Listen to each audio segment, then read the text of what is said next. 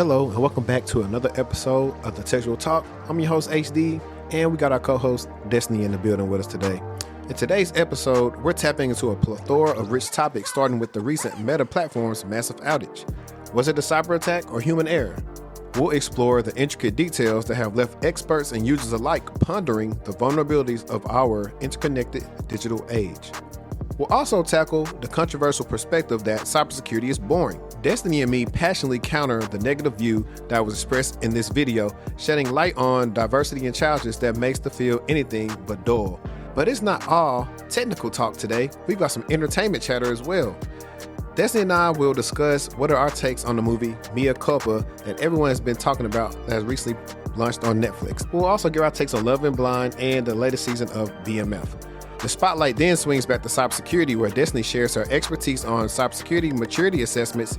She emphasizes the importance of defined deliverables and foundational knowledge needed before conducting thorough assessments. And we'll also dive into the soft life illusion cast by day-in-the-life influencers, discussing the need for more honesty in portraying the work realities, particularly in tech. Not forgetting to mention, we got some exciting news about a potential live show, so stay tuned to learn how you can be part of our journey. Lastly, we'll top off the episode with some career advice, from negotiating at work to handling layoffs and the significance of building a network in the tech industry. Make sure you're comfortable and ready for this riveting conversation full of insights, disagreements, and valuable takeaways. Don't forget to support us on Patreon. And now, let's get into the episode. We are live in this thing, man. Good morning, good morning. I think your volume's a little low, or maybe it's me. Let me see. I just want to make How sure. about now? What you say? How about now? Yeah, I think you're good. You can turn your gain up, as much as you want to, since you're a little farther back from the mic, and that should help us out too. If it get to be like where like you sound like you're super loud, I'll turn it down. I forgot we're live on Twitter too, so. Oh, wow. I was wondering like where all these people was coming from. So, oh yeah, they on Twitter. But y'all, welcome back to. We don't even figure out what this segment is called yet. It's an extension of the Textual Talk. And let me talk to y'all. All right, there we go. Until I change my setup again. But it's an extension of the Textual Talk. And Destiny is our co-host here. And what we do is we just break everything down, but we give it to y'all real. So I know Destiny wanted to kind of start off with, I know last time we met and saw y'all, she hadn't seen Mea Culpa yet. So we want to briefly talk about what we think about Mea Culpa. So what you thought about it? Okay, so I didn't hate it, but I didn't love it. I didn't hate it. I didn't love it. I think the best part for me was typically with Tyler Perry, the beginning of the movies are really good. And then when you get to the end, I always feel like he runs out of time. So like he's trying to hurry up and end the film. And the ending was not, it was trash. The ending was trash. The beginning was good. If I had to give it a rating, I would probably give it a 7.5. But Kelly ate that roll up. She ate it up. She looked good. About a 4. A 4? They introduced the best friend that he's supposed to be so good friends with. She only had like 2 lines. What was the purpose of her being on the show? She didn't have that many lines. There were a lot of characters that it was just like, what is happening with this? Like, I wish at the end that she would have got with the PI guy. Me too. I thought that was too. But so the best friend barely said nothing. The only thing she did was play Call of Duty with the man. Stupid stuff she was doing, like not calling her own Uber and just going back over there to the guy. It's like a whole bunch of, it's stupid. Like I said, it's like a combination of a couple of 2 or 3 movies. Acrimony, When Love Fails, whatever the one is where the woman went to jail because she was talking to the young dude and her best friend's son or something like that. I don't know which the one that is, but I know it made me think about what is that movie by Tyler Perry? No, it made me like his mom was acting like the lady from The Have and the Have-Nots. See, I don't watch that show. I've never watched that show. Well, they were on the same level. The mom in The Have and the Have-Nots and the mom in Mea Culpa, for sure.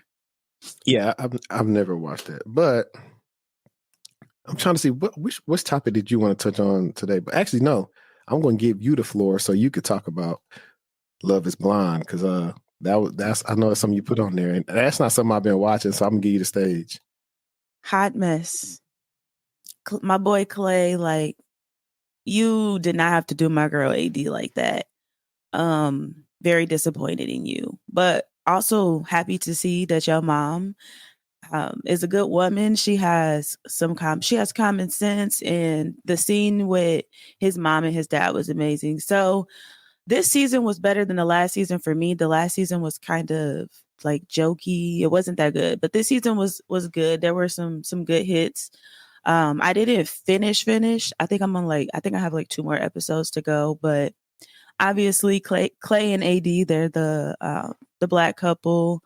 Um and he just was not standing her up at the aisle, smiling in her face while she's standing there, just cheesing so hard. And then when it's your turn to, you know, say I do, you say I don't, and then you tell her, well, this doesn't mean we're over. It just was a mess. It was a hot mess. I can't wait to see what comes of him and what happens with him, and his character, because you know, like typically the most hated people, they kind of end up falling off.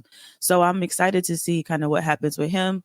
And AD, hopefully, I heard she was still with him. So I haven't even been able to confirm that or look it up, but I did hear that they were still in items. So I need to do some more research about that to figure out what's going on there. And I'm actually ready to watch the reunion to see like what's actually happening right now between them in the flesh. Are they cool? Are they not cool? Are they on speaking terms? Are they together? Are they still engaged? Like what's going on there? Yeah, I've just been seeing those names around on social media, but I have no idea who they are. Yep. Literally, I don't.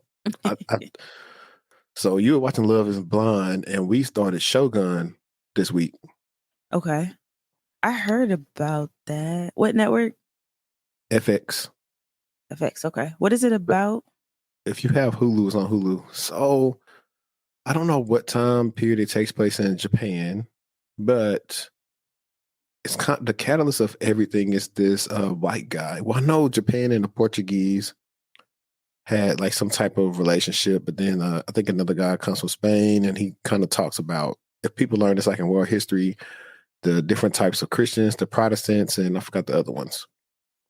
And he comes in, he's letting them know, hey, these guys that you think are like, you know, these Christians and stuff that's supposed to be your friend, they're not your friend. They're trying to pretty much take over. And I think that happens. I think in episode 3, I kind of fell asleep because I was watching this stuff late at night after I'd been up all the time. But from the parts that I paid attention to, it was very good. Pacing, cinematography, attention to detail. I think the lead actor said like he had to make that the network had to make certain concessions for him to want to actually do the show. And so I'm going to actually go read up on Shogun and be able to explain it to y'all better, but just know that. Oh, and let me go solo. Y'all know BMF is back. Okay. Episode 2 just dropped. Yeah, episode 2 just dropped. You know, they got Neo and 2 Chains in there.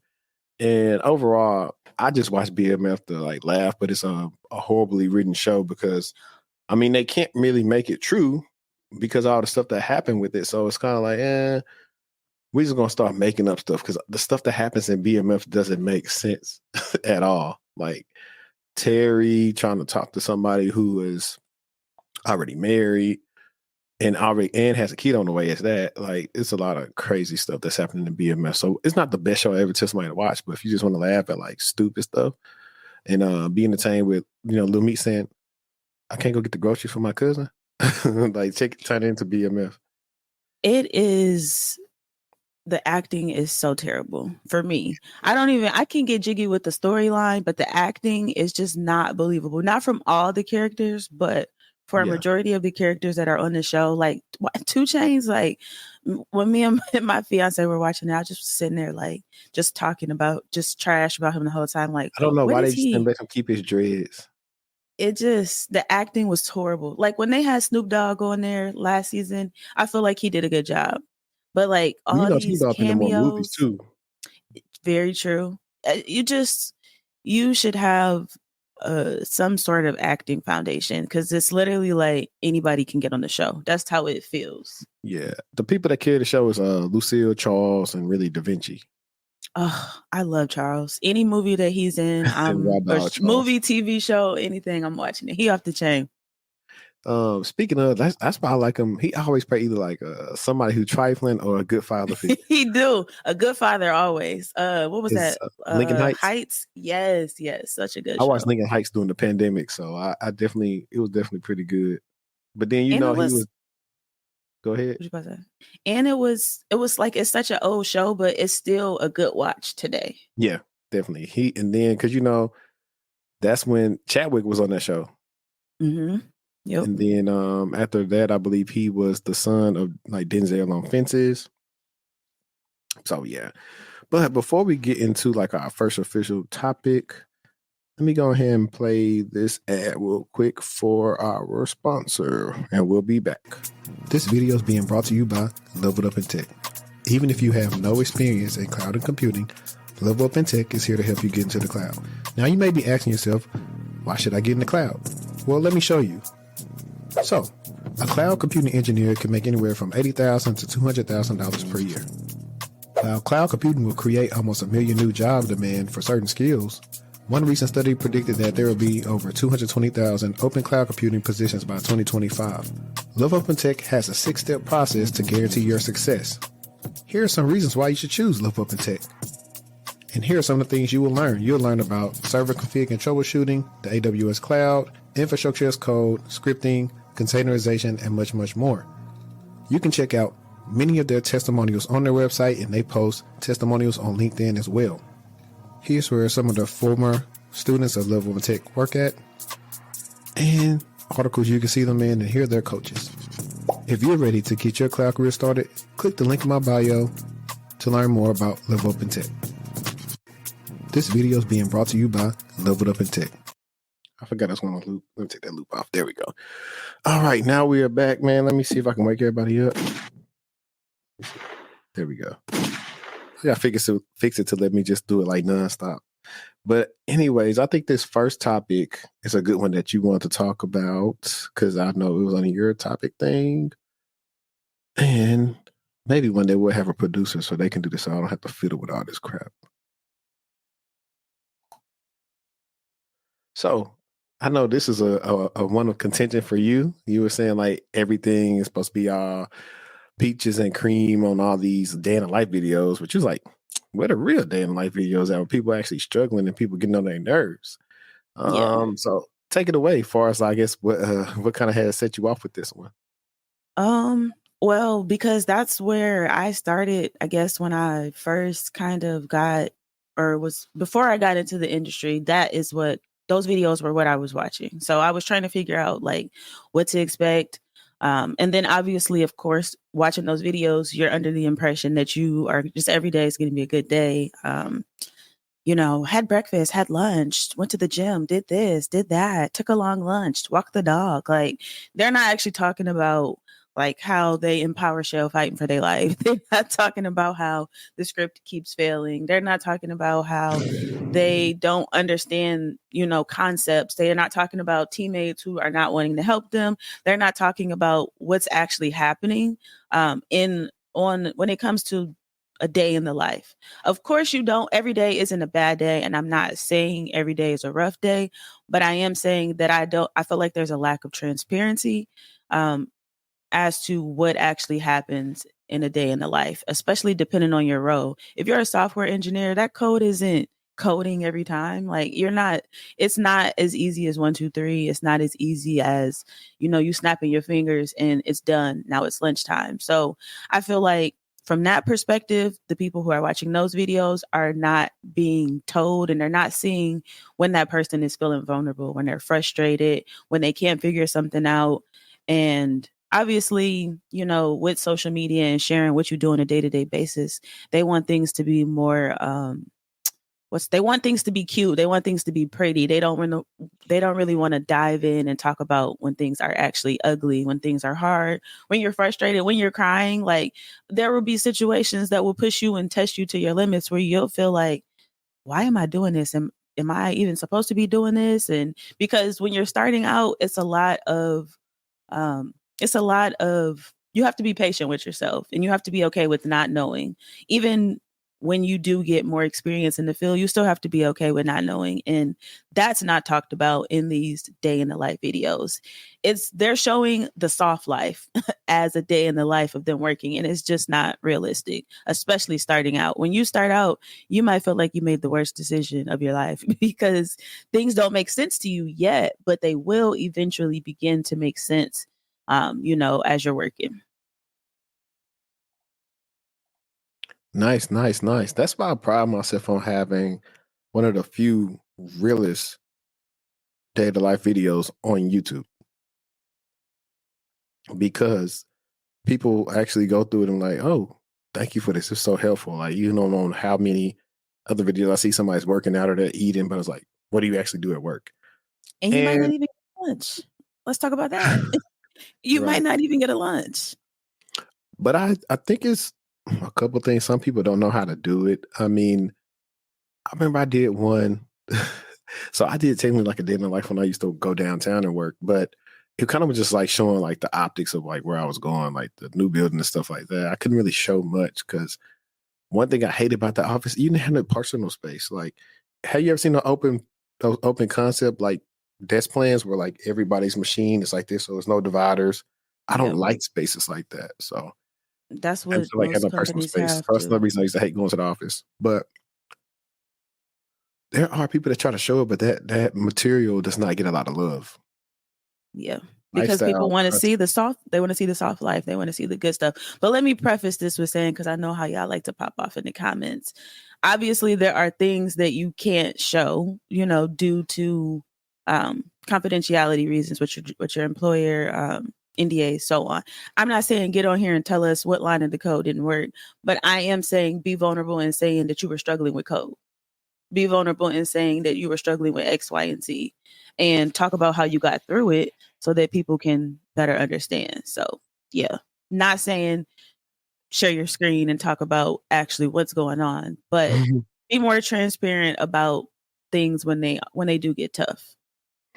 Yeah, I think some people may, some people can't. You just know how it is with your work and stuff like that. Like my episode is what 3 years old, 3 or 4 years old now, and I just at that time had learned how to edit, so I just had stuff blurred out on the screen, and I didn't really know how to do the voiceovers good. So I just was putting text on there, and it seemed to work. Like I showed just an investigation. I showed the meetings I would do with different like teams, and I was like, "Hey, I'm gonna keep it a beam with y'all. If y'all expecting me to go chase a lot of fires today, today wasn't it. I'd much rather it to be like this versus me actually having to chase a fire because like that means something bad is going on." So no, I'd agree with you. Like I think a lot of that content is slowly pivoting away. It used to do really good years ago on TikTok. I don't think it does the best that it used to do on there. Even YouTube is just now like kind of coming along with shorts, but people still go to TikTok to see like the good content. Let me move this thing over. Yeah, we mostly see people getting ready for work. So their skincare routine, them packing their work bag, them doing everything but working. Yeah. I know. I think that's the fun. I think I will say that's the mystique of it because people not knowing what they want to do. But I always tell like clients, hey, go find some real day in the life videos so you can see if whatever they're doing may interest you. And if it doesn't, then that's the real issue. Yep. Let me see. I'm in the wrong thing. I'm at banners. I need to go back to brand. What is on our hot topics list? Okay. So what made you want to talk about this one? Because you can give me some context. You didn't have a link for it. This one right here. Our security assessment's really worth it. Remember when I sent you that LinkedIn post? Oh, that was connected to this? Yeah, yeah. So I Okay. seen this LinkedIn post. I think I actually have a I'm gonna photo. open it up now so we can share the screen and I guess talk about it. Let's present.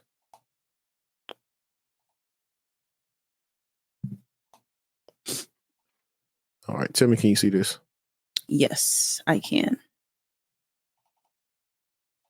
There we go. Yeah, I remember So, looking at this, but go ahead.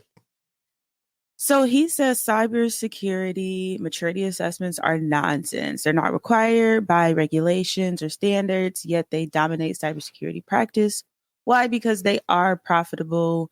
Um, I'm not going to read the whole thing. You guys can see it. But I do a lot of assessments, so I feel like I can speak on this topic very well.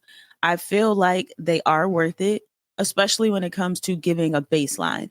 Now, I feel like there should be some foundational things covered before you dive into the assessment. So I feel like, whoever the customer is, they should know what standards this is by, what guidelines this is backed by, what's it based off of, how did you come up with the things that are a part of the assessment. That should be explained. And then you should also be able to explain like whatever the deliverables are and what the customer can expect to receive. Now, one thing he talked about in a LinkedIn post was like the scoring, and I can't agree with that. I can agree with the fact that the scoring needs to be a little bit more defined. Because if you give someone, let's say it's a scale of 1 through 5, and you give them a 3, like what does that actually mean? And a lot of the times customers are like, well, where do I stand compared to, other companies and other organizations that are in my industry? And it's not apples for apples. Everybody's environment is different, so that's a question that you do get a lot. I do think that they're worth it, especially being able to identify some things or even controls or recommendations that you didn't know about, because things are constantly changing so much. It does become tough to keep up with what's actually new and what new features you need to go in and implement or be aware of when it comes to the products that you're using. So I do think they're beneficial, very much so, especially when it comes to giving you a baseline. If you get an assessment done and you find out you don't have MFA established for all of your global admins, then that's a big step that you need to take and remediate to strengthen your security posture. So it's just different things like that. I know that there's different ways you can go about it. Like the article talked about questionnaires and how questionnaires are boring. They can be boring, but what type of questions are you asking? What's the intent behind the questions? You have questionnaires that you can do where you're just talking with someone and saying, do you have MFA established? Do you have it for this role? Do you have um, how how are you connecting to X, Y, and Z? Um, do you have these break glass accounts? Do you have emergency access accounts? How are you storing the credentials? So it's just so much stuff that you can dive into when it comes to assessments. But outside of there just being questionnaires where you're having a conversation with the customer and you're writing down basically their responses, you can also run a script on their environment and get way more detail. So of course that's going to be more beneficial because you can tell me that you have MFA established, but the script is going to tell me if you have it established. So you have questionnaire scripts, and then you also can do manual checks. So you're actually taking a look in their environment and seeing how they have things configured as well. So I feel like depending upon, which methods you use to conduct that assessment, and then also, how you go about explaining the findings are a big piece in that. And I feel like a lot of the times people are getting assessments, but they are not necessarily understanding what the purpose of the assessment is. They know it's an assessment and they want to get that baseline, but they're not really diving in too deep with the understanding or even asking the appropriate questions on what is this supposed to help me do? Okay, now we're done with the assessment. What am I supposed to do with this? And that's also a part of the assessment. Like, what is the end goal for the customer? What are you giving them? It's obviously not an audit, it's an assessment. So yeah, those are my thoughts on it. I think that they are definitely worth it, especially so that you can have a baseline and you can gauge, what you need to do to continue to strengthen your security posture. And then I think some are even beneficial if you do them year over year so that you're able to see your progress or your lack of. Yeah, you smoked that. Yeah, I mean, I don't have nothing to disagree with. I know from my end, every time you're dealing with an incident, you're like, why? Why? And these incidents don't even become widespread. It's just the stuff internally that's happening. And you're like, bruh, this could have been avoided. Mm-hmm. By my guest and I yesterday were talking about how in his environment, there are some servers that the server owners do not want to put EDRs on. And we was like, why? I was like, I was going to take it something that actually happened to those servers, then you're going to have to. And those are the things that were, like I said, already probably previously brought up in the security assessment. And that's why I always tell people, like, most incidents are just negligence and, risk acceptance at that point. That's You what I would said. you would be shocked at the stuff that they're, oh, we don't need to focus on that. Like, what? Who told you that you didn't need to focus on that? Like, you would just be amazed by the amount of people who think they know it all. Oh yeah, that's the big one right there. Know-it-alls. I think this is a good one, but we have a video that we were supposed to view. 26-minute mark. Okay, let me open that up real quick. Guys, we have a video that we were supposed to react to last time, and we ran into a lot of snafus. So I'm going to cue the video up in the background. Wow. Okay. Dude made it private. However, I know of a way to do this. He thought he was a smart man. So don't worry, guys. I'm working it through. If Destiny want to hold y'all over real quick, I know who to go to review all this stuff because he already touched on it. And there's nothing that guy can do about it. I think that I'm going back to the assessment thing just because I have one more comment. I also think that you should make sure that you have the appropriate teams present for the assessment. A lot of the times when you're trying, especially if it's a questionnaire that you're doing and you get, to the location or you get to the meeting and they're like, oh, well, we weren't able to get X, Y, and Z, but you know for a fact that X, Y, and Z needs to be there, then you're not setting yourself up for success. You're not able to get the accurate results because you don't know that information. This person does. And if they're not here to give me the information that I need, then I can't accurately let you know where you stand. So that's another piece. But yeah, I do a lot of assessments. So I felt like that was a good topic to cover. And when I seen that post, I understood his side, but I didn't agree with it at all. But it was a really good post for sure, especially to get your juices flowing and to get you kind of thinking about what is important. Bet. So I found a workaround. Let me go back to presenting. Shout out to Tech G. I don't know him personally, but I was already made aware of the video we were supposed to review because this guy had reviewed some of it. And let me see how we look on the screens, if I need to make it bigger or not. Okay, I think that's fine. So I'm going to let's react to it. This is where the cybersecurity is actually, boring come from. This guy over here. And we're just gonna listen to some of the stuff he got to say, and then we'll react to it. Let's go. Anybody that's in cybersecurity, that is boring.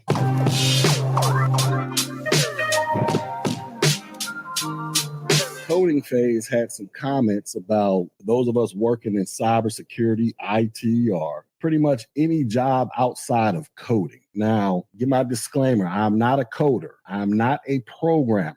That's not what I do. I posted in my community tab a video from a YouTuber named LS3. He is a coder. So it's a dude I interact with on YouTube quite often. He just started off his IT tech channel where he's into the whole programming and coding and all that. Like, that's his lane. So anytime people ask me about coding, look, that's not my lane. My lane is I mostly came up doing. I'm gonna kind of skip past it. I don't care too much about your lane. But also, this kind of goes back into like one of my other episodes where people are talking about like coding or whatever. But if someone prefaces with one area being fun and the other one not being fun, that means they may have a ulterior motive. So let's see where he's talking at. And the structures desk for a couple years and then Come on, bro. Because I can only play like 60 seconds at a time anyway. You can't make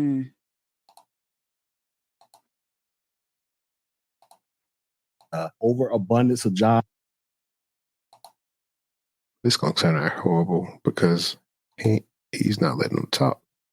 cybersecurity. So we're going to go ahead and check it out, see what we're here talking about. Test automation is boring, yes. Talking about that, I had another conversation. Getting to talk to people, it's amazing. The way how I think is completely different than a lot of people. I had another girl come in, we had a conversation this week, blah, blah, blah, and she's telling me about she wants to do cybersecurity. I'm sorry to say to you guys, anybody that's in cybersecurity or thinking about cybersecurity, that shit is boring. That shit is the most boring job you could think of. Anything that has to do with IT, DevOps, cybersecurity, that shit is boring. And you're always going to need a company to come and give you a check. You heard him. Now, you see how asinine it is? You know how he knew this was stupid? Because the video is private now. Because, the whole bucket, like the whole, cybersecurity is not. It's not one thing. It's literally a bucket of different things that you can do. So it's insane to say that. And if he is saying that, I say that it's just not for him. It's just not for him. He couldn't figure it out. It wasn't fun to him. He didn't have a good time doing it. That's not why. He's trying to sell something. Oh my God. And that's the way you sell it? That's the way you go about selling it? It's this is dirty macking, but for tech. Dirty teching. That's what it is, dirty teching. Let me see. Let's go back to it to see what else that he's gonna have to say. Let me see if I can bring him back to the stage. All right, let's see.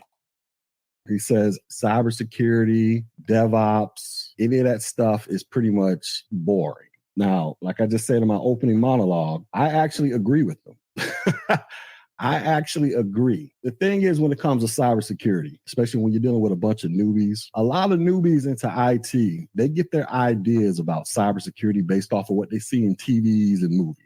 They might go watch, what's a good IT cybersecurity movie? I'm trying to think of one off the top of my head. Mr. I don't know. Robot. Anyways, they'll think of some IT movie where you got somebody climbing, rappelling from the rafters, doing backflips over laser beams so that they can go into the data center, secretly plug some stuff up and put a network tap on something. Then they walk out in their suit and tie and they're back at the party like they're James Bond. Or they watch a movie of some hacker or some random IT person. They're sitting in this room with glowing LED lights all over the place, and they're just click clacking and typing away, yada yada yada, breaking into stuff in milliseconds. They think that's the life of the average IT person or the cybersecurity person. No, that's not the life of the average IT person. You know what the life of the average IT?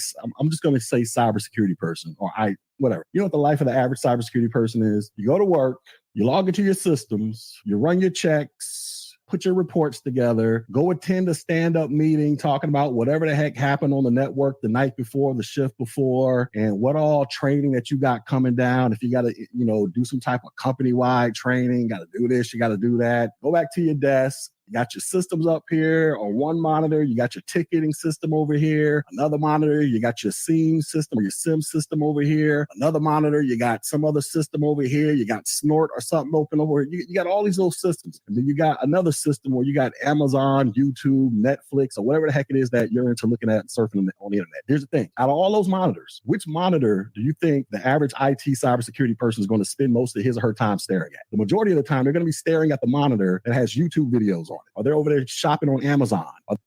That is definitely not true. That is definitely not true. And I don't know much about. Okay, I had to add you back to the stage. I don't know what happened to you. I don't know. Something froze, but I'm back. Okay. Anyways, that's not true at all. I don't know much about Tech G. I will say, well, he's not wrong.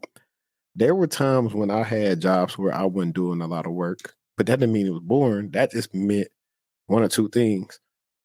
We weren't properly alerting on things or just dead. And I'm always the person that's skeptic and say, hey, we ain't checking for the stuff we need to check with. So I have had jobs that were boring to me, but I wouldn't say cybersecurity is boring at all. And he was talking about one role. Everybody doesn't do. It sounds like he was talking about working in the SOC. Everybody doesn't work in the SOC who works in cybersecurity. So, yeah, But even then, though, like I said, most of the time, if they were going to say you were just watching YouTube, he's describing somebody that possibly works night shift. Or yeah. Because night shift, we know that the alert volume is low, but I mean, it can get busy unless you can just finesse your way to just do different things, which is quite possible as well. But everybody doesn't work out of a sim. Some people actually got projects they're working on. They're doing research, like especially if you're doing like security research or threat intel. Like that's pretty fun. Like a lot of those people know how to search the dark web, and they're going through there and they're trying to find things. They're looking at the report. So every week we begin like all these different vulnerabilities. Like, hey, we can see if this is an environment, this is an environment, this environment, and it's some environments where, hey, if you ain't drink your Red Bull that morning, you're gonna need it because it's a lot going on. Just like you was talking about the PowerShell thing. I want to know what he's selling. So, okay, cybersecurity is boring. Okay, what are you saying that's not boring to do? I think the what you call it, dude. I know Tech G sells stuff, but he's not talking about it in a bad way. It's oops. Where are you? Me? There we go. Oh. I'm getting the hang of this in real time.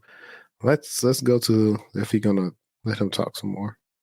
The build. Next, we did videos. Checks were cool. Now, even though I was in the art type of way, so we can go out. So I know what he did. He did the style of. So it's this one, and then he has this one. Where is it? Oh, this might be the good one. This actually might be a good topic. Interest you in coding. Might be a good topic. I'm putting on 1.5 because he be talking too much. That's not it. Bear with me, guys. It's the one that's talking about the checks are not boring. That's actually what I want to talk about. There we go. Be an entrepreneur. We're done with it. We'll come back to something else. But that dude, the video guys that we actually want to react to, the dude made the video private, and it's probably somewhere that that I want to really get on because I was a subscriber sent to me like, "Yo, I want you to react to that." Yeah, and he gave us the minute marks too. Yes, he was serious about it. 26 in, this is when he says this, and this. But I think that dude got a lot of pushback from it because he knew it was stupid. Yeah. Especially when you start thinking about just even the ways of everyday life, how cybersecurity is not boring. Like, okay, how are we gonna stop AI? How we gonna make sure that the AI person is a real person and not somebody trying to do harm to somebody? Yeah, somebody trying to steal 25 million from you.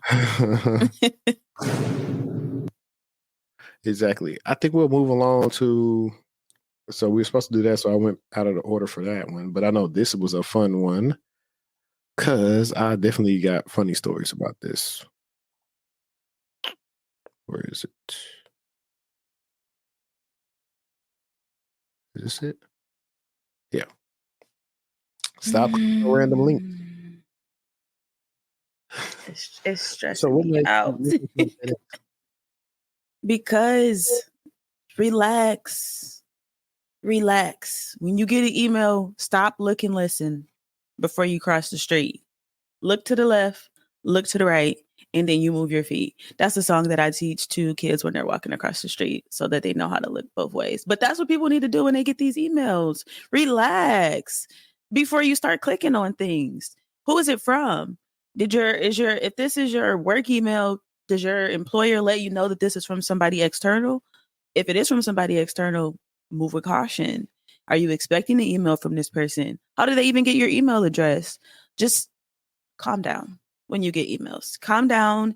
I know we have a million a day, but before you go clicking on things, take a look at the email and see if it looks suspicious. Do you think it could be phishing? Even if you don't think it's phishing, report it as phishing. If it's not, it'll come back to you. But I feel like we are so in the phase of moving so quick, and it's not a good thing, especially because the end user is the weakest link in the organization. So if you aren't proceeding or moving cautiously, then you can be clicking on malware, then you can be exploiting vulnerabilities that are on your system, then you can be a victim of identity theft. Like, there are so many different things that can happen from you just randomly clicking on links. Calm down. Stop, look, and listen before you cross the street. Look to the left, look to the right, and then you move your feet. And move your feet means, and then you start interacting with the email. Don't just start clicking on stuff. It's just not worth it. Now, what's funny is I feel like that. Look to the left, look to the right. And you say, what, use your feet? And then you move your feet. Then you move your feet. I feel like that's going to be a sound. But yeah, most of the time you get the same, everyone gets the same spam emails when people are trying to get into your Facebook. Hey, somebody just tried to log on here. The thing when they get you is sometimes you got to make sure when you check this out, are you fully awake? Because a friend of mine, she was explaining to me how I think 2 of her Facebook pages or something got hacked. I think she thought it was Facebook. She clicked it real fast out of panic. And before she knew it, they was in her account. And not only that, those same attackers kept changing the email and stuff, even after her working with like Meta. So it's really, I can say it's easier said than done, but it is. You just never know. It is easier said than done, but you still have to think in your head, be cautious. I'm telling you this from experience. I fell for phishing campaigns, okay? Everybody I fell for has. them. Yes. So I know to slow down. Now I'm reporting it as phishing. I don't care what it is. It just looks suspicious. I think I told this story before when I got a gift card from Starbucks from work, and I reported it as phishing because why would you be sending me a gift card and you ain't said, there wasn't an announcement made. So it's better to report something that is a false positive than you to not report it, interact with it, and something happens to your account or something happens to your organization. Do you want to be the one that's responsible for that? Yeah, as Cat Williams said in Friday After Next, don't be sorry, be careful. He didn't say that. He did say, he said, oh, be careful. You're right. But we're trying to keep it PG since these good folks going to go to church later on. But side note, hey, y'all know Cat Williams ran like a 4.9? I seen it. Fastest man I've ever seen. Fastest 50-year-old I know. Shout out to Mo Wells, Shreveport's very own, out there doing the thing with Cat Williams. And like I said, somebody put sometime on the screen. I said, I don't care what they say. Mo and them say 4.9. We rolling with 4.9. That's what I'm rocking with. I'm with Cat. Did you see? And this is a topic that I just thought about off the top of the head. Did you watch Cat Williams and Joe Rogan yet? I seen some clips of it on TikTok, but I didn't actually watch it. But it seemed, from what I seen, it kind of seemed like Joe was like doing a lot of questioning of him. Like he didn't. No. It's just I don't listen to Joe Rogan that much, but it was just regular conversation. I think Joe's big into like conspiracy theories and stuff. And so Cat's able to hang with him on that because they both know like different things. And I was talking about how that actually bears credence to Cat Williams saying he read all these books. And he broke it down on Joe Rogan. He said, I know people were thinking like I'm over-exaggerating when I said I read all these books, but he said, you got to think about this. I think he said he grew up like a Jehovah's Witness. And he said for years, he never went to a birthday. He wasn't able to watch TV. He wasn't able to do all this stuff. He said, but 8 hours a day, he had books at his disposal. And he said, sometimes he had to get another book to finish another book to finish another book. So he said, within that, I started reading so many books because I was trying to figure out how to understand what I'm reading. Mm-hmm. So when you go like that, I think you can read that many books. And it shows. He's well versed in like a lot of topics, or as like people say, a myriad of topics. So I think it was pretty cool. It was like my first time listening to that. I like different things because, all the rah-rah is fun. But he said you have a allegiance to losers, so that's not like you. Like all the different meaningful quotes he said. So you have an unnatural allegiance to losers. Exactly. That's it. That's what I'm gonna send next time I get a rejection email from a job I apply to. Shout out to Nate. Matter of fact, Nate posted that on LinkedIn. That was funny. So I couldn't take that before he posted it. So I was like, dang, Nate. I know the build a community one was a good one for you. I think that is a good one to talk about. That's something I actually talked about in the podcast episode. yesterday. So, how to build a community in the field? I think this is very important, especially when you're first starting out. And I'm not saying that you need to have 17 friends, but even if one person made the difference for me. Me having one person who was equally as confused as I was, who had some of the same questions, we share some of the same struggles. So, like, we still connect, we still talk a lot when it comes to news articles, even just being able to stay in the field with each other, sending each other different videos, news articles, LinkedIn posts, TikToks, anything that you can see that's related, to the industry. Have there been any new regulations put in place? Are you guys talking about, oh, I was struggling with X, Y, and Z. I found this resource. You should check it out.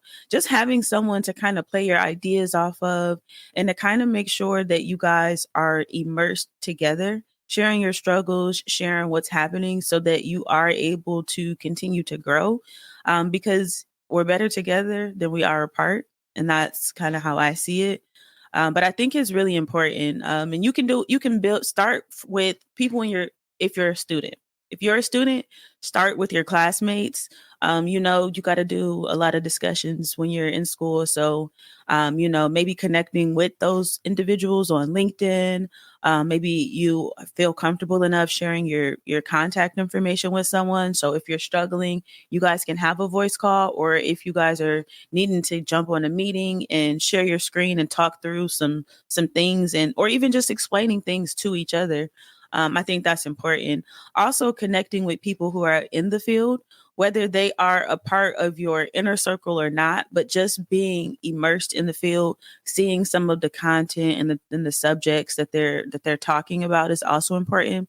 Connecting with your professors. If you're not a student, then some alternatives can be to join any like social clubs. So any cybersecurity clubs, tech clubs, going to any meetups, even hosting your own. If you have a few people in your area, it doesn't have to be anything major. We're going to go to Applebee's. We're going to talk for an hour about what's going on with us lately. Just making sure that you are staying connected and that you have that support there. So if their network eventually becomes your network, or if they learn something, they can share it out with you. But another benefit that you get from building that community is being able to actually,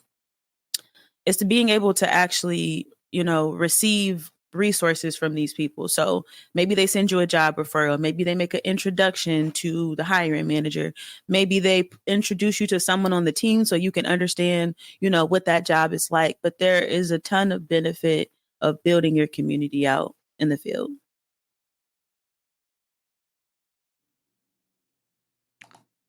I agree. I know for me, a lot of things that you guys don't see in the back end, I'm doing a lot of work, networking, getting opportunities that I wouldn't get because I built a community. And like you said, it starts with one person. For me, it was a little different because I did most of this new community I built through the pandemic. So most of it's done from this, Twitter, Instagram, Facebook, consultations. But I mean, if you're internal and you want to stay somewhere, that's a really good place to do it. Find somebody who's what do you want to call these people? A mover and shaker or something that got a good reputation there, that can mentor you, that's connected with everybody else, and get them on your side, and they'll help you. Now, don't be a hindrance. Like, do your thing, but you gotta be visible. You gotta find people that you can learn from. One of the things we were talking about yesterday is how the possibilities, everything open up in your mind once you discover different things based on who you have conversations with. Because a lot of times we're limited based on our own thoughts because we have been exposed to it. And in getting a community, that helps you with that. Especially, you also don't want to have a community where like you're the smartest person. You want all different type of people in that community, and to where everybody can learn something from somebody else. That way everybody's being helpful versus you just wanting to be the smartest person, or nobody's helping nobody. So y'all really just wasting time. That's like some of the stuff I've seen where people need to get a little bit better with their community. But that's kind of like my 2 cents I wanted to add on that. I like the idea that you said to have people essentially on different levels or on a different part of the journey when it comes to working in the field. Because especially if you're starting out, if you are, because you spend a lot of time, I spent a lot of time being frustrated because I just didn't understand a lot of things. But finding someone who was also as equally frustrated and who was struggling with the same things made me feel like, okay, it's not just me and we can do this together, So if I learned something that I know that we were struggling with, I'm gonna share it with you. And I know it's gonna be vice versa. Agreed. Dang it. So this thing give me what I wanted. All right. 1 second. There we go. So I found I forgot, I never sent you all this stuff. I think I shared some of this stuff with you. But here goes some funny stuff, guys. We're going to talk about, it's Twitter. I guess you can call it Twitter tea or whatever you want to call it. But let's share the screen. And I think this is it. All right, here's the first one we're going to talk about. She says, they fired all them tech people and now them apps just be down. Go hire them back. But it's funny, but I can see how people see it that way. What you think? I could also see how people see it that way. I mean, things have always been happening in the industry, but a lot has happened since the mass layoffs last year. So I could totally see the correlation from the outside looking in. Agreed. Let me share this tab. All right, so this is the other one, the fake person right here. I've covered her a while ago. I'm making her famous a little bit, but y'all gotta stop being dumb. If a career coach is talking like this on their page, they're saying stupid stuff. Why would you ever give them money? I have evidence of a person who supported this person, paying them what, $300, $400? I don't know how much it was, to wait 45 days for a resume LinkedIn turnaround. That's stupid. She talking about if you have any affinity towards lying, cheating, or anything in the dark arts, you'll be better off channeling it rather than trying to get rid of it completely. Lie on your resume, cheat on the test, not people steal from hotels. Who says stuff like this? Lie on your resume, lie on your resume, lie on your resume. I am not a subscriber of this at all. I think it's very dumb for you to do, especially once you get into that interview and they start asking you, if you put on your resume that you're technical and then they start asking you technical questions and you can't answer them, if you put down that you use all these tools and they start asking you in which scenario would you utilize this, and this, or they start talking about specific features or settings and you can't, I feel like him. Scroll back up. That's how I feel when I read that post. That's literally, yeah. That's please don't lie. Please don't lie. This isn't an industry where you're lying saying you had 6 years of customer experience. You don't want to put yourself in a position where you can be held accountable and responsible for things because you lied. Mm-hmm. And if you are going to lie, know your lie. Yeah. Which most of y'all don't know your lie because y'all just put some stuff down and it don't stick. So this was the last one. I remember I bookmarked this, but it was pretty cool. Let's read the Wall Street Journal thing he said. Now companies are ruthlessly focused on efficiency, and that means managers are charged with reinstituting more biting formal regulations. Good luck getting through that at a time when the very word feedback can be triggering for some. Nearly 4 in 10 employees who received the lowest grades from managers last year had rated themselves as highly valued by the organization, according to data from Bamboo HR, which analyzed almost 2 million assessments for Wall Street Journal.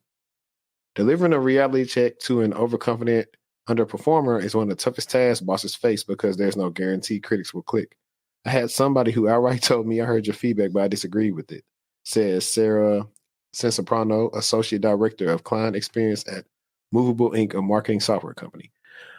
This is going to tie into the other topic we had, but he says an underrated component of the Great Resignation, let me zoom in real quick, also known as the zipper era, are the effects of employees versus employer expectations. Employees were told that they were the best thing since sliced bread, and they were compensated like it by companies just so they can recruit and retain them and win the war of talent. But it's not the employee's fault. You had companies, including very reputable FANGs, drastically increase the headcount by 50% within 2 years. You can't do that without lowering the bar for talent at least a little bit. The math just ain't mathing. What we're seeing now, in my eyes, is not just a correction of companies trying to right-size their orgs for maximum efficiency, but also resetting the bar for the standard of talent. This may also explain why you see certain companies lay people off only to repost similar jobs. Yeah, I agree with what he said. He ate. He definitely ate that part up. What y'all be saying? He ate and left no crumbs? I was just about to say that. Yeah, I agree. That's a lot of times too. Like, that's what I said when I said some of y'all, that the clip I went, it didn't really go viral, but a lot of people liked it on TikTok. I was like, some of y'all shouldn't have had them jobs anyway because y'all just got hired to get hired. And people were literally on TikTok and everywhere else saying they weren't doing any work. So, of course, like, a lot of y'all, like, kind of, y'all didn't get in there. Y'all didn't get in and learn how to work hard and learn a job. And so some of y'all are fighting for your life right now. That's exactly what's happening. Yep. I hate it for you, but you should have stopped trying to take the easy way in and actually try to be valuable. Because some of y'all are valuable and some of y'all not. That's what I would just say. It's people that I've seen that got in 2020 and they went like this. Some of y'all, that's y'all. That's y'all. For real. It's But for me. I actually, let me go into this this topic with the Amazon pips, because I think this one actually would fit that perfectly, coming off of that Twitter stuff we just talked about. Definitely. Right in line. So this person says, I worked in Amazon HR, was disgusted at what I was seeing in performance improvement plans. Then I got put on the PIP and knew I had to quit. Listen, if you see the PIP, it's time to dip. One more time. If you see the PIP, it's time to dip. Now, I want to see, I'm not going to read everything. So they worked at Amazon HR for 7 years. Dang. And not only did they administer pivots, but it was eventually brought to their attention that they were going to be going through a pivot. They made a mistake of doing that with me. There wasn't a lot of information just to justify poor performance. The pivot goal was a straight across the board 6% number. And as an HR person, that is a hefty figure. And it was driven hard by the HR VPs to show the metrics daily, weekly, to make sure we knew who was on the pipeline, not to improve, but who was in the pipeline to get out. There wasn't a lot of interest in improving people. You might be cutting some prime choice with the fat, and they were okay with that. They wanted that number. The managers who had to implement it and tell their people they were on a pivot, I would say majority of them hated it because, one, they didn't have the skills to be able to manage performance that soon out of the gate. A lot of our managers were brand new. The first thing you had to do was work with a pivot consultant. So that was somebody in HR besides the manager's business partner. And you talk about if it was the right time or if it's the wrong time to pivot someone. Let's see. I'm trying to just go through here. I would say 80% of my time ended up being focused one way or another on the pivot. Either the pivot appealed or the pivot work that workers managers had to do. And look, I'm not going to say you're going to ever find somewhere locked down their words, but the idea is if you're putting somebody in a pivot, you make that so damn hard that they don't get out. Man, that's the part right there. Yeah. Well, what is this? This is interesting. Later, when the pivot came back, we had to stack rank all of our employees. The way we broke it down, we called it top tier, which was, maybe 15 to 20% by the time it worked out. Then you had the middle, and then you had the bottom tier. The bottom tier was about 20 to 25%, maybe even up to 30. The guidelines that they expressed publicly may be different because we also worked to make sure that we had more than that because some went bad or went off the rails, and we couldn't exit them for whatever reason.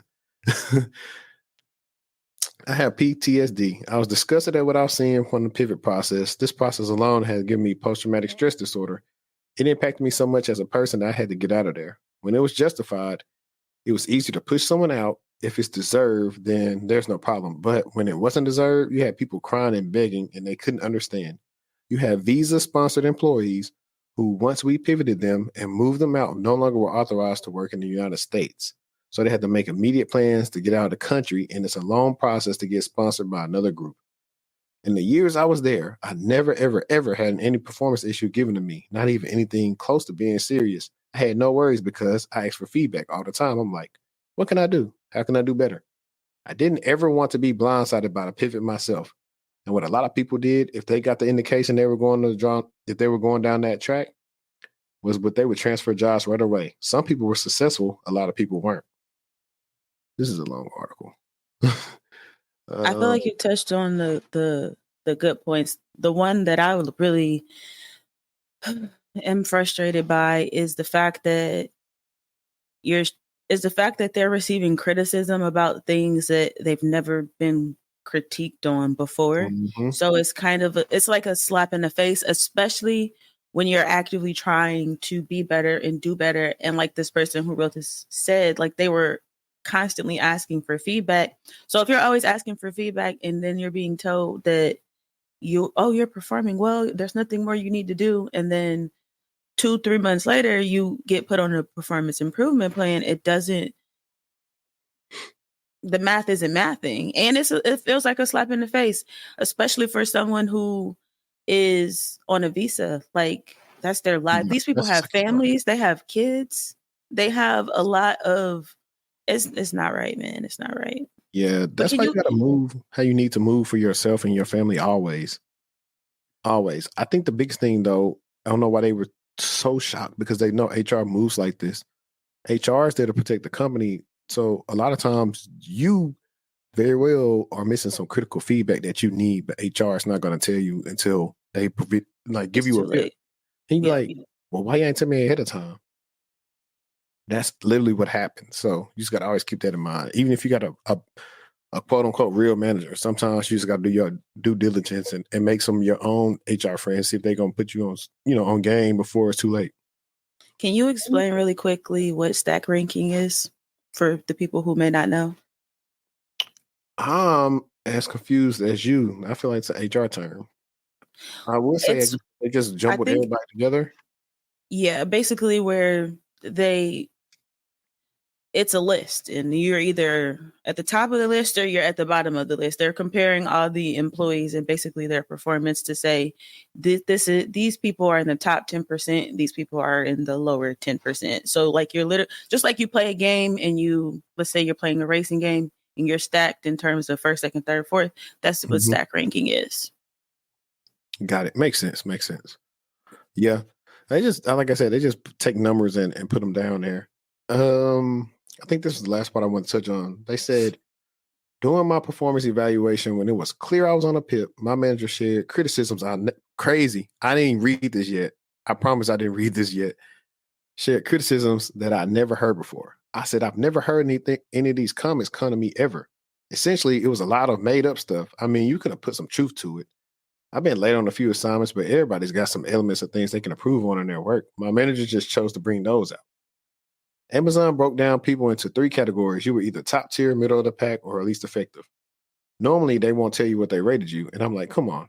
I know this stuff is just as much as you do. I know the wording. You didn't put me in the medium category. We just admit you put me in the least effective category, and I got my manager to admit that. I wasn't put on the pivot. My manager wanted to work with me a little bit to see if I was going to commit to the job. So they sat me down and said I can go on a pivot and leave right away, or they work with me. Well, obviously, not having any job opportunities, I said, look, I'm in it. Let's try to get better and go from there. So my manager took away all my direct reports and shoved me into a small box and said, you could do this and try to work yourself out of it. Right after that, I started putting the full push to get another job. And so I started interviewing. I actually had a headhunter that reached out to me originally. I told her no, but then some of this stuff happened. I'm like, okay, let's revisit it. I got to the point where they offered me a job and I was going to quit, but I had a huge stock investment coming up. So there was no way I was going to rock the boat in that way, shape, or form, just trying to get to this date. That's an interesting thing. I think a lot of people are worried about that when they have some equity in the company and not want to leave. That part. There are ways you can negotiate your package to help out with some of that stuff too. So I'm curious to see what they said they did. If you walked away doing a pivot or any time before you had your investment, before it was there for you. So in this time, so I'm going to infer that her stuff hadn't invested yet. Yep, pretty much. And I'm not talking a little bit of money. I'm talking, I had a couple $100,000 coming to me. So I respect it. Listen, sometimes you got to play the long game. I wonder if she would have chose to leave, but they had just like vested it faster for her and just let her get what was hers. So I played along. I'm good at playing along when I have to be. So then the money is in my account. The next day I called my manager and told him I'm resigning. They blew a gasket. I like that. Listen, absolutely blew a gasket because I told them that I was in it for the long run. I said, look, you gave me no choice. You put this threat against me. I'm not just going to sit there and wait for it to be dependent on you. You get to make the call whether I make it or not. My manager was Superman and asked me when was I leaving. I said 2 weeks. They were incredulous that I wasn't giving them more respect. The biggest thing, and I'm going to say this goes for many, many people that were put on the pivot, is there were no warning signs. There was no trail of communication saying you're underperforming. I mean, even if it's something simple as, hey, can you do better on this next time? I know suddenly I got zero negative feedback. I got the feedback that I was rocking it. And then all of a sudden to be in this place is like, huh? So that's pretty good because you see that happen. I like I like the way they wrote that article for sure. It feels very personable. Yeah. Yeah. It was a good article. I just I tried to break it down, and I'm glad that you was on here to give me some commentary. Just with the stack ranking thing, I was like, I don't know. Oh, guys, I got my Techie Apparel hat. I got to get that link, so y'all make sure y'all go. Shout out to my people, Techie Apparel. But yeah, that was me. I thought I was killing it at McAfee. Walked in, seen my coworker walking out with a box of his stuff. You already know that's not a good sign. I could see, like, if I'm doing hindsight 2020, I could see why he got laid off. Not saying he was a nice guy, but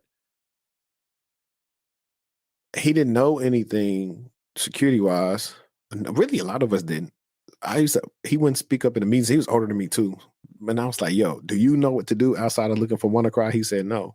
I said, yeah, that's a problem. And I was only over there with the person who wasn't the manager, and he was just putting me on game like, hey, do this and this. So at that time, I'm over there pretty much building up a spreadsheet of like, hey, man, we got all these rules finding in sim that don't need to be here. Let's get rid of them. And nobody cared. I was like, ain't this some? And I should have negotiated my severance and stuff better, but it happens. But once your heart turns cold by a job, nobody's ever the same. No job will ever get That version of you. The version of you, but also just you just being carefree of thinking like it would never be me. It's similar to like somebody probably not thinking they like ever get cheated on. It's kind of like that. It's like I could never get cheated on. I think that's it. It's like sometimes you gotta expect it's gonna happen someday, but you just don't know when. It's just better not to find out. That's the only difference about like getting fired and cheated on. Was this early in your career? Yeah, this was what, 6 years ago? Yeah. And this is the transparency that you should be looking for from people who are sharing things about being in the field. Yeah, matter of fact, around this time in 2018, I still was unemployed, and I thought I was about to go be the SOC lead at Texas Instruments. And then they kind of jerked me around. I actually talked about that on my latest podcast episode with Sinead and her husband, Terrence. So y'all make sure to go check that out, especially for people who got like a spouse that's like working in tech. I made that for y'all. But, you know, it is what it is. I got to where I was supposed to go. And that's the other part of the journey that people don't understand is like, it's been, let me go solo real quick because y'all will hear this again on the pod that's coming up. So I'm going to tell y'all a little, it's not even a secret, but when it comes to getting into cybersecurity or any job for that matter, sometimes this is right time, right place. Outside of all the claims of 45 days, 90 days, 180 days, whatever, how many days they want to say. Sometimes it's the right time, right place, and it's your moment.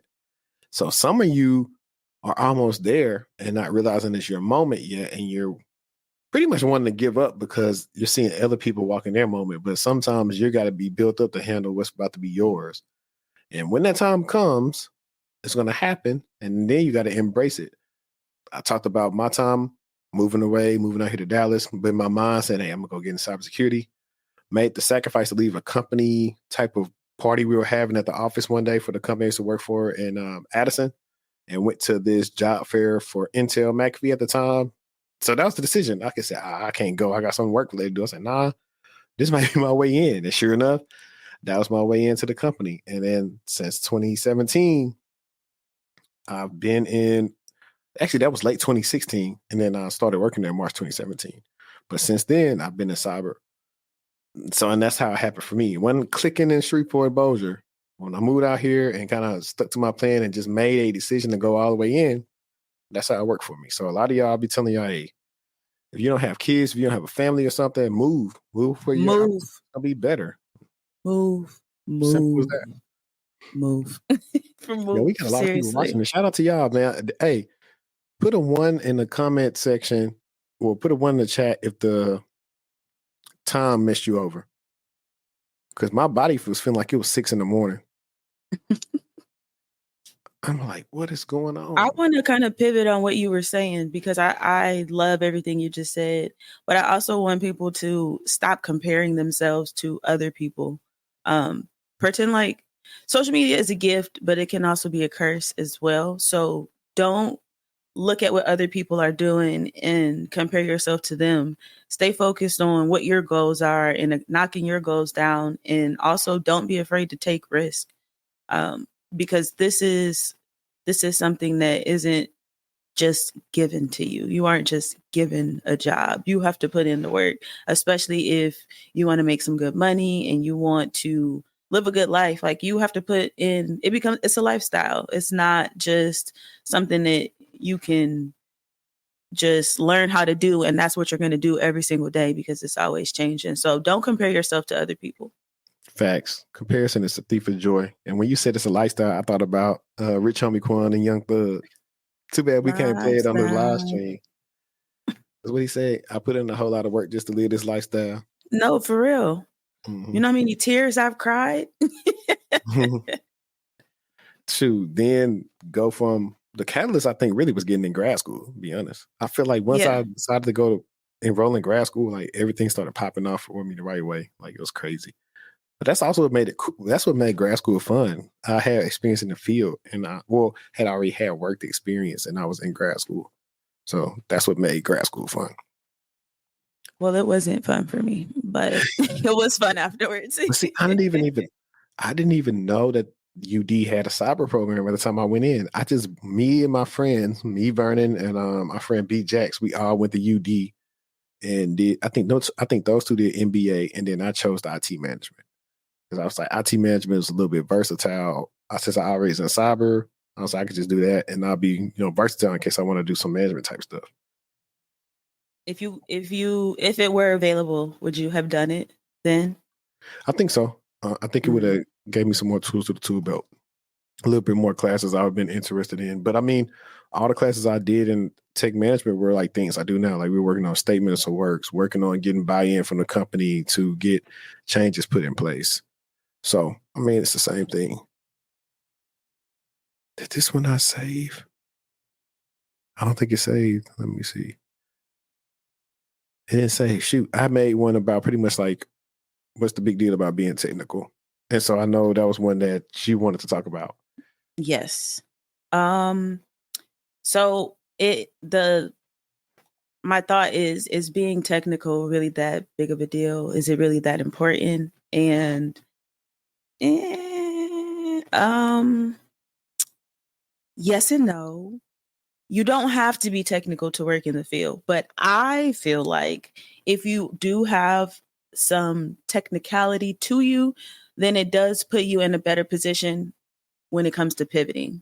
You can pivot a lot easier and do a lot of different things if you are more technical. That doesn't necessarily mean that you have to code. When I first started out in the field, I was like, I don't want to do the technical stuff. I want to stay on the business side. And then I got pushed into a role that was very technical. So I didn't have a choice but to get it together and to upskill. So I feel like it's good to have a balance. It's okay if that's not your strongest skill set, but you should still be able to understand some concepts, to have conversations, and things should still make sense to you from a technical perspective so that, again, you can pivot a lot better. Because one thing about the field and working in the industry is a lot of the times you are going to have to pivot. And if you have that, not necessarily technical background, but if you have that technical understanding, then it will make that pivot for you a lot more feasible, as opposed to you completely being against being technical. And if you are required to pivot, then that can feel like the end of the world for you. So I think it's important to have some components, and you can decide, what you want to focus in on and what technical, bits and pieces that you want to add to your skill set. But I do truly believe, especially as time goes on and technology continues to advance, that the people who are not technical eventually will kind of get pushed to the back, because they want people who can do both. They want people who can have technical conversations and the strategic business conversations. So that is my take on it. No, you ate. I think, you know what? I'm not too concerned with it. Mm-hmm. Let me get back on screen. I don't care. I think everybody got their space. Listen, I don't need you to be super technical if you work in the HR. I just need you to make sure my policy is good and that offer letter look right. Mm-hmm. I don't need all the other stuff. I need you, when you work help desk, I need you to understand how to verify people, and if they aren't verified correctly, how to verify them another way. That's what I need you to do. So I don't need you're the smartest person. I don't whatever your lane is, stay in it. We don't need the old lineman knowing how to throw a tight spiral. We just need you to know how to pass block and run protect. We don't need the QB knowing how to block. So I'm just saying, know your place, fam. That's all I'm saying. And if you go with that, if you stay in your lane, you won't get hit because there won't be no traffic in it. So that's all I'll let you know. And okay, this is a good one. So we should be able to watch this. Let me open this up real quick. So there's been contention online. All right. There's been contentions online about people recording themselves getting fired and laid off and everything else. So we're gonna react to Ton Dog talking about people should stop recording themselves getting fired. And for you guys that don't know who Ton Dog is Anton Daniels, Detroit's finest. And I have not watched the video. I don't know if Destiny got a chance to watch the video, but I haven't watched it. I literally just saw it in, I think, that IT group on Facebook. And that's when I decided to share it with her. Let's talk about it. So let's see what he's talking about and we'll kind of react to it. Let's go from there. One of the things that we like to ask ourselves a lot of times is why are tech companies laying off despite the fact that it seems like we still have a humming economy. They are really, really profitable. Everything is going on. Why are tech companies still laying off? Okay. So let's get into that. Make sure y'all tap into the Patreon link is in the description as well as pinned to the top of the chat. Get into the bag chasers. Okay. Get into the bag chasers. We got Stock Club popping off this weekend. It's going to be lit. Make sure y'all tap into the Patreon link is in the description as well as pinned to the top of the chat. Let's get to it. Y'all said y'all can't wait to see the finished product. We'll get there. Hopefully they finish before the end of this segment. Let's go. Hi, Brittany. Hi. Thanks for meeting with me and Rosie. We have an important meeting. I had to pause it so I can go ahead and not let it be like copyright crap. But I think everybody's seen this video, but I want to see what CNBC's take's going to be on it. We finished our evaluations of 2023 performance. This is where you have not met Cloudflare expectations for performance. We've decided to part ways with you. Yeah, I'm going to stop you right there. This is a viral video posted by Brittany Peach, a former employee of Cloudflare, a San Francisco-based tech company. The video posted on January 2024 and got so much attention that it may have kicked off a new subgenre of viral video. Watch this person get laid off in real time.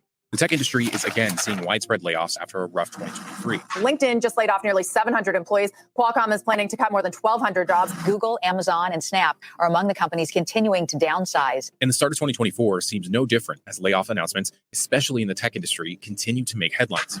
Units affected, they also include hardware, engineering. So he said that too, but the funny thing is that the video of the chick, she was like, "Oh, stop right there. I ain't never heard that before." Like she was talking about, I ain't never heard this stuff. Y'all said I was doing good. So that's just also being credence to what we were reading in the Amazon PIP thing earlier on. Let's skip right here, maybe something to see what she's going to say. So far, last night, CEO Sundar Pichai told his workforce to expect more cuts. An Amazon spokesperson did confirm those layoffs ahead of Prime Video and MGM, saying in that memo that the company is making some of the cuts to prioritize investments for the long term. Layoffs are also plaguing industries like healthcare, banking, and media. However, the tech industry is the one that's been dominating the headlines. This layoff and everything that's happened in tech, I think is pretty eye-opening. You know, like you can have your dream job, you can have your, it's my dream to work for Microsoft, or it's my dream to work for AWS. And you get there and you realize, okay, it's just like any other job. It's a great place to be. There's a lot of great perks, but at the end of the day, they can get rid of you like that. The layoffs to the start of 2024 signal a dramatic shift in the tech industry. We're going to continue to see layoffs happen as the future of work has changed, as the future of technology has changed, and as investors' appetite for risk and growth versus profitability has dramatically changed as well. So why are big tech companies and other industries laying off tens of thousands? So, like I said, everybody go through the same thing in their career. You get laid off. The funny thing is, though, even going through a Cloudflare interview process, I've been through that a couple of times. They'll tell you, "Oh, we've never had to do layoffs. We haven't laid anybody off since the pandemic." And right after that, start laying people off. So I thought that was hilarious. But I think, like, before we get more into the video, I do think she shouldn't have posted it, only because I don't know on the back end how would that affect money that she might have been getting from a company for a severance or a bonus payout or something. However, if she was already maybe monetized or something on TikTok, she probably made more money from that than what she's going to get from the severance. So I see the play both ways. I don't think she should have did it, but I'll share my thoughts until the end. Hold on. I want to read this comment real quick. My guy, Keep It Techie, also responded to Coding Phase video on cybersecurity. Coding Phase responded and said he is cool with Tech G and Keep It Techie and doesn't mean harm, doesn't want smoke. I wouldn't give nobody smoke from it because I don't really care that much. He was just expressing his opinion since he did work in help desk.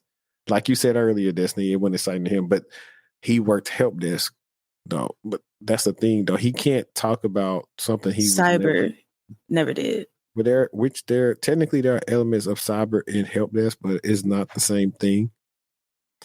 Like, unless you just get like a widespread like outage on the help desk and everybody's scrambling. Like I've had some fun stuff like that happen on help desk, but it's just not the same thing. And it can be draining because it's mundane. It's pretty much the same thing. You're not learning much. So I can see why you want to pivot from help desk, and you're not getting paid that much either. So I definitely can understand why he felt like that. But if he's never did anything in any of the domains of cyber, he's not qualified to make that. Just like I'm not going to say, "Oh, you want to code?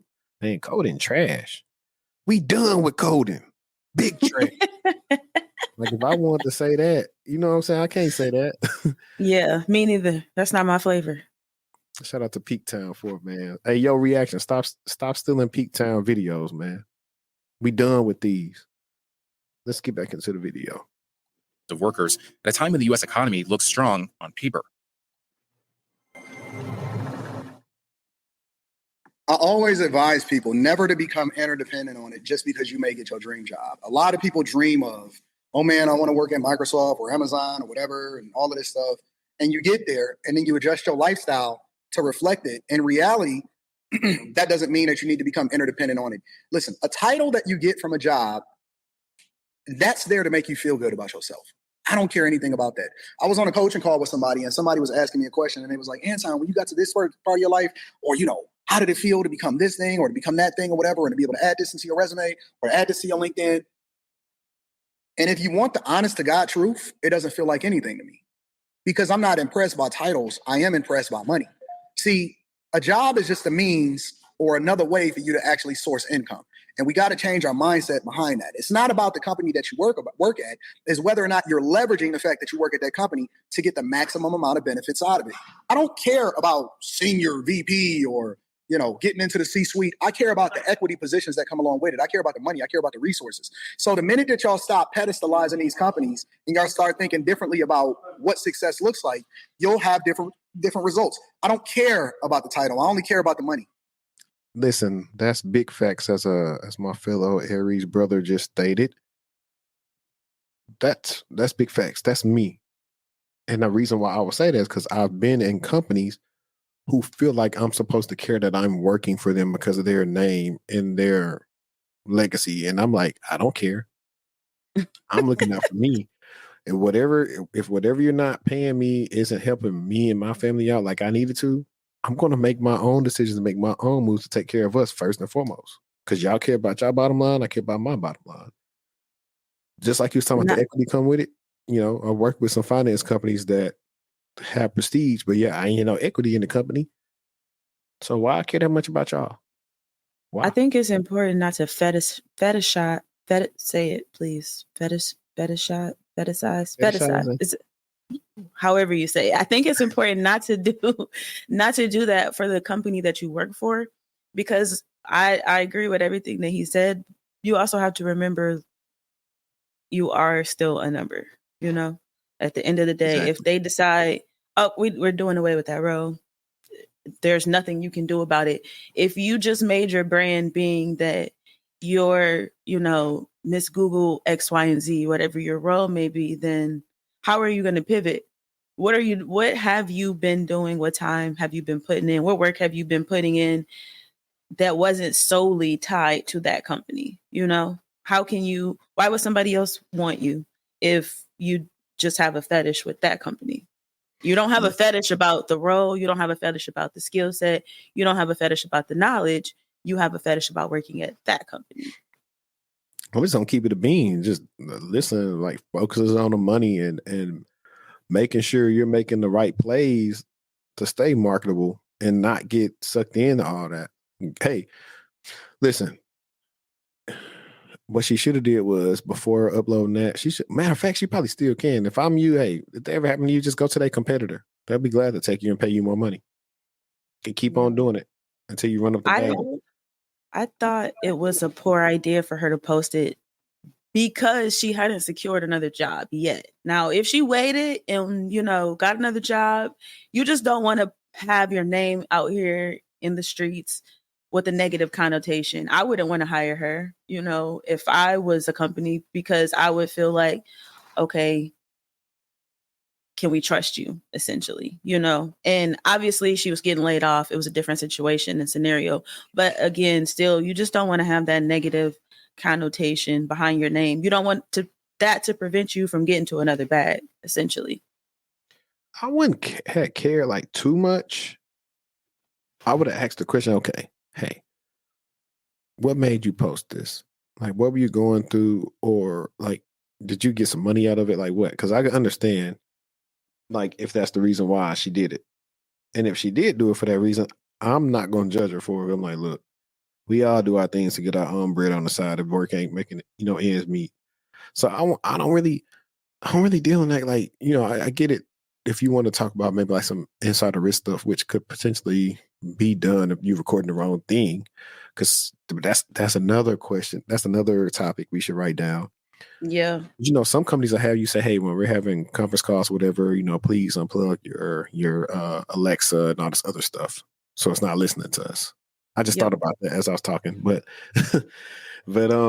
yeah, I probably would have asked her something like that just to get her temp and see where she's at and see what she said. And if she gave me a good enough answer, I'm cool with it. She young, she's trying to make money.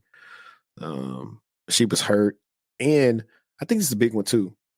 I could be in my way and say I wouldn't hire her, but I think you also got to understand these new kids. They were born in a social media age, media attention time. That's normal for them. I'm not mad though, because they're exposing what's happening in the industry, which may have not otherwise been exposed, without the use of social media. So I can appreciate her saying, well, stop. What are you talking about? You never said, y'all never told me I've been performing poorly from that perspective as well. I'm just very careful in that. Yeah, I wouldn't have done it personally, but I see why. I never considered what you talked like from a financial perspective. If she has a large following, whatever, being able to receive income from the video. So I didn't even consider that. Yeah, I agree. So I'll probably link that video. Let me put the link to that video if y'all want to check out the rest of I'm looking at some comments. There's a lot of comments. We'll probably share them at the end. There we go. So if y'all want to someone said when I originally seen the video, I was thinking the same rules don't apply to us. She can post it and minimal backlash due to what she looks like. Oh no, I agree. She got the complexion for the protection. Yeah. But that's why I'm also like, if I'm going to do something stupid, I'm going to make sure I get a benefit out of it. So that's why I'm thinking that's what happened. Now, hey, whipping bricks, he got to stand on business. Like, stand on business with what you say. It's okay if you feel like that. Like, ain't nobody finna like go check you like in person. Like, what you said about cybersecurity, it ain't that exactly. Yeah. I don't think he should have. I don't think he should have privated them because it's more room for conversation to occur. Right. Like, I think you lose some credibility with your audience, private in videos. So unless it's like I've had to private some, but it's not because of that. It's because of people's livelihoods was at stake. That's about the only time I had to do that. Let me get to this because we covered this 2 weeks ago. Let's talk about it now. As Change Healthcare Outage drags on, fear grows that the patient data could spill online. Now, if you guys are not aware, Change Healthcare was hacked a couple of weeks ago, and I believe they paid. Let's see, I believe they paid the ransom, but they going 22 milli, a milli. Yeah. So hospitals have been unable to check insurance benefits of inpatient stays, handle the prior authorizations needed for patient procedures and surgeries, or process billing that pays for medical services. Pharmacies have struggled. There we go. What just happened? There we go. I just clicked on something by accident. Since Change Healthcare shut down its network suddenly on February 21st in an effort to contain the digital intruders, some smaller healthcare providers and pharmacies are warning of crashing cash reserves as they struggle to pay their bills and staff without the steady flow and reimbursements. So let's circle this all the way back to what you were talking about earlier. You know how the dude was talking about the security assessments? Yep. Well, if you get a security assessment, you will find out it would have been much cheaper to spend that $100,000 for wherever you have to spend to now pharmacies are not having the money that they need to do what they need to do. I'm just saying. I know someone who works for one of the companies that was affected, and every day they were told, it'll be up tomorrow. It'll be up tomorrow. It'll be up tomorrow. And it was not up tomorrow. It was days and days and days and days. I can believe it. Change Healthcare's parent company, United Health Group, said in filing with government regulators on Friday that the health tech company was making substantial progress in restoring its affected systems. As the near-term impact of the ongoing outages of patients and providers becomes clearer, questions remain about the security of millions of people's highly sensitive medical information handled by Change Healthcare. And that's why it's so critical to protect healthcare, because imagine somebody hack in and either you got a serious illness and they change it to say you don't have it anymore. So now in the system, you're not going to get your medicine or something. Or then people start saying you got something you don't have. Like, we just thinking about they stole the stuff, but let's go into they start tampering with the data and actually doing real harm with it. Yeah, and maybe maybe you're on some medication that's life or death, Yeah. and now you can't get it. Mm-hmm. And from Russia, true. No, you go ahead. I was going to say the same friend that I have also said that when the systems came back online, everything was incorrect. So, yeah. That sucks for them, especially at backups. From Russia, a prolific ransomware gang takes credit for the cyber attack on Change Healthcare, claiming without yet publishing evidence that have stolen enormous banks containing millions of patients' private medical data from the health tech giant system. In a new twist, the ransomware gang now appears to have faked its own demise and dropped off the map after receiving a ransom payment worth millions in crypto. I would too. You ain't gonna hear that'll do it. You ain't gotta worry about me. You give me some money, you ain't gonna see me no more. If patient data has been stolen, the ramifications for the affected patients will likely be irreversible and life-lasting. Change Healthcare is one of the world's largest facilitators of health and medical data and patient records, handling billions of healthcare transactions annually. Since 2022, the health tech giant has been owned by United Health Group, the largest health insurance people in the world. Man, there's a lot. I'm not going to read this whole thing. I ain't trying to bore y'all. But let me see if there's something on the end I could touch on real quick. And then, bro, what is going on? Let's get something that's an error. There we go.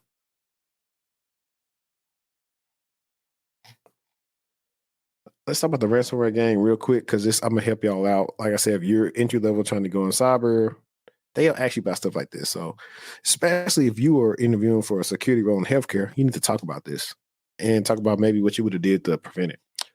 Now, the hackers seem to have disappeared at the unpredictability of the situation. United Health initially attributed the cyber attack to unspecified government-backed hackers, but later walked back that claim and subsequently pointed the blame at Russia-based ransomware and extortion cybercrime group called ALPHV, also known as Black Cat. Ransomware and extortion groups are financially motivated and typically employ double extortion tactics. First, scrambling the victim's data. There you go. That's why when they got it back, it's not right. First, scrambling the victim data with the file encrypting malware, then swiping the copy for themselves and threatening to publishing the data online if the ransom demand is not paid. On March 3rd, an affiliate of Black Cat, officially a contractor that earns a commission for cyber attacks, they launched using ransomware against malware, complaining the posting of cybercrime forum.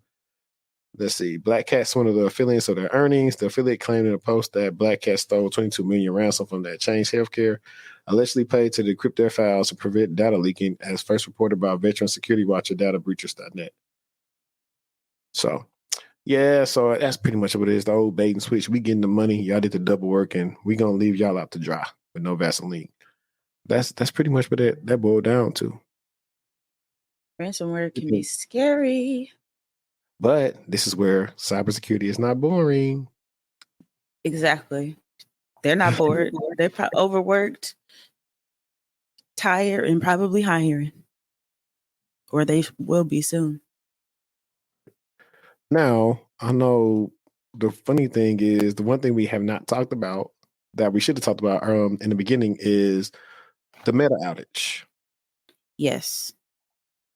So at first, people just talking about it's like an outage. Now you got people thinking it's like a cyber attack. So let's read up on it, and then we'll talk about, like, I guess how people felt when like their stuff was done. I think he was busy that day, and I didn't even know until you texted me about it. I didn't know because I was busy. Amid speculation that a cyber attack caused Meta's mega outage, expert reveals what technical issues may have led to the loss of service. So, a hacking group has claimed credit for one of the biggest social media outages in years on Tuesday, when millions of accounts went down worldwide on Facebook, Instagram, Facebook Messenger, Threads, and WhatsApp. The hacktivist group Anonymous claimed it was a cyber attack, but Meta has been tight-lipped on what caused the outage, simply calling it a technical issue. I don't know. Every time you see technical issue, it's some type of incident. Meta's loss of service came soon after the AT&T outage that some speculated was caused by malicious hackers, as well as the United Healthcare ransomware attack, which ended with the U.S. largest health insurer allegedly paying $22 million. Now they paid it. The cybersecurity expert told dailymail.com that a cyber attack cannot be ruled out entirely, but said it was more likely either human error from someone at Meta or a technical issue with the company server. I'm inclined to believe right now that it might have been more of human error, because I think Meta would have experienced something like this before. I know they probably like have crazy traffic volumes and attack, volume, but I'm gonna say right now it probably was just human error or some insider threat stuff. So I mean, I'm gonna just say human error for now. That's crazy, like to take down everything. I don't even know how long it was down for. Let's see what the thing says. Meta does not have social media accounts that update the user of the status of the company's different sites. So many users were left speculating when they got vague error messages. As is often the case in the wake of a cyber attack, multiple hacker groups rush to say they're responsible.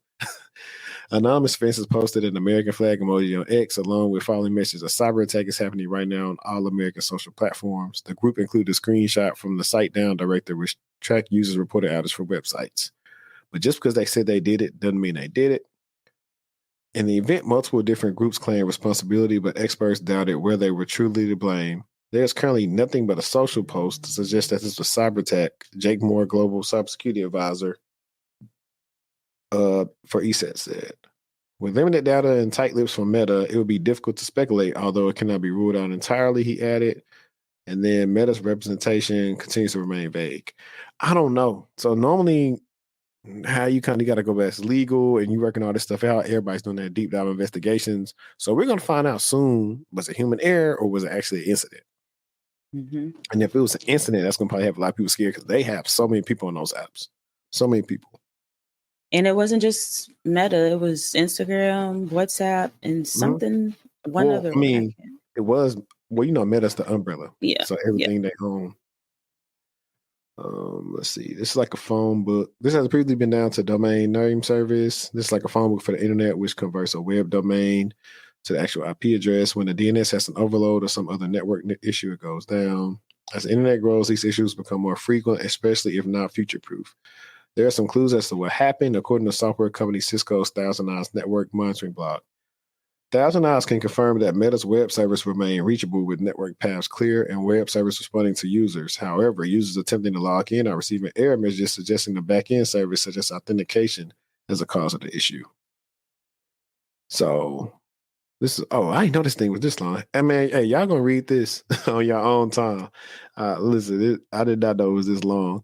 Let me go back to me and Destiny, because I got the screenshot of like what I was trying to do at one point in time during the day. Because I think I texted the screenshot to you. And it was, you remember what day that was I text you? Let me go back and see. I probably can just go to our messages and find it, to be honest. I'm scrolling. Yeah, I found it. I don't know what day this was, y'all, but y'all probably can see that. It was on Tuesday. Yeah. So on Tuesday, y'all see it won't refresh. So that's a crazy thing. That's why now. How did you feel? I didn't really care. I was busy. Like through the days, like I will go through and just look through the social media and stuff, but I'm not actively on there for it to affect me that much. So I don't really care. But it is a way that's why we do tell people, hey, you need to, if you got any type of platform or social media, you need to get an email list so you can still reach out to your subscribers versus relying on them. Because I think at one point in time, YouTube was down this week too. Like everything was down. Like, so like, I don't know what's going to happen. They might be like doing some political stuff behind the scenes to take our eyes off what's really going on, that conspiracy theory stuff. Let's see. Oh, even being prescribed medication that's meant for your baby can kill you. Yeah. Yeah, man. I don't know. I think you guys are like, we're living like a 2020 Q1 of 2024 has been like a doozy. Every year is like always something. And I think that's the good thing about living. Is always something. But guys, I think we are nearing the end. I think we are pretty much close to the 2-hour mark. And we are going to work to keep on going live with this eventually, maybe weekly, and eventually maybe even where we're in the studio doing it. But like I tell everybody, if y'all want us to go to the studio, y'all need to support the Patreon. You need to support the videos, share them out to everybody. So we don't got to come out of pocket for none of this stuff. And if we do, we're going to put it behind a paywall so only certain people can interact with it. That's what I'm saying. But Destiny, you got anything you want to leave with before we get out of here? Nothing crazy or fancy. Happy Sunday to everybody. And I hope you have a wonderful week. This next week that's coming up. But that's all I got. And thanks for tuning in, of course. Thanks for tuning in. We'll be back.